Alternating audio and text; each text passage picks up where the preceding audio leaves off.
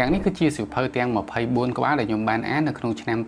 2025ហើយខ្ញុំនឹងមក review សៀវភៅនេះតាម trend មួយ Yes No Maybe វាអាចជា clue មួយល្អសម្រាប់អ្នកទាំងអស់គ្នា consider ដើម្បីអានសៀវភៅទាំងអស់ហ្នឹងអញ្ចឹងសៀវភៅទី1ដែលខ្ញុំបានអាននៅដើមឆ្នាំ2025គឺ The Truth About Harry Coben Affair សៀវភៅមួយនេះ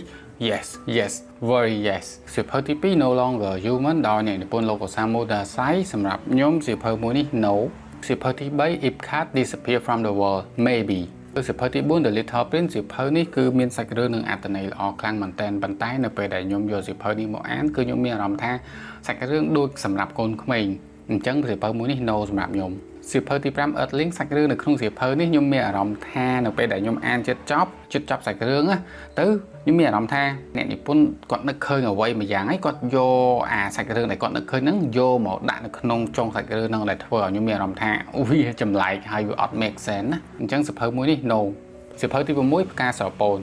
Yes come on classic ទី7 So Part Maybe or could be yes សម្រាប់ខ្ញុំដោយសារតែខ្ញុំមានអារម្មណ៍ថាវាចម្លែកបន្តិចនៅពេលដែលខ្ញុំយកសៀវភៅនេះមកអានសាមី The House in the Cerulean Sea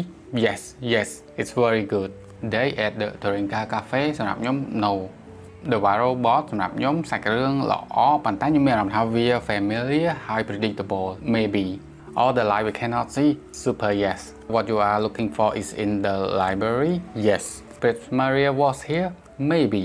A Thousand Splendid Sun Yes ខ្ញុំទៅតែអានចប់សៀវភៅរបស់អ្នកនិពន្ធលោក Khaled Hosseini ដែរ The Kite Runner សម្រាប់ខ្ញុំគឺសាច់រឿងល្អអានខ្លាំងមែនតើហើយខ្ញុំ recommend ឲ្យអ្នកទាំងអស់គ្នាទៅអាន The Kite Runner មុននឹងមកអានសៀវភៅមួយនេះដោយសារតែ The Kite Runner ហ្នឹងគឺចេញមុនខ្ញុំនឹងធ្វើវីដេអូនិយាយអំពី The Kite Runner separately ដោយសារតែសៀវភៅមួយហ្នឹងខ្ញុំអានចប់នៅដើមខែ1 2026ហ្នឹង Almond maybe could be yes A Man Called O yes The Goodbye Card maybe ខ្ញុំស្រឡាញ់សៀវភៅមុនរបស់គាត់ The Traveling Card Chronicle ខ្លាំងមែនតើសម្រាប់សៀវភៅមួយនេះវា kind of a let down បន្តិច Delicate Dream Department Store Yes How Do You Live Yes Good Night Talk Show No Katabasis maybe or could be yes Heaven Yes More Day at the Morisaki Bookshop Yes I want to eat but I want to eat tteokbokki No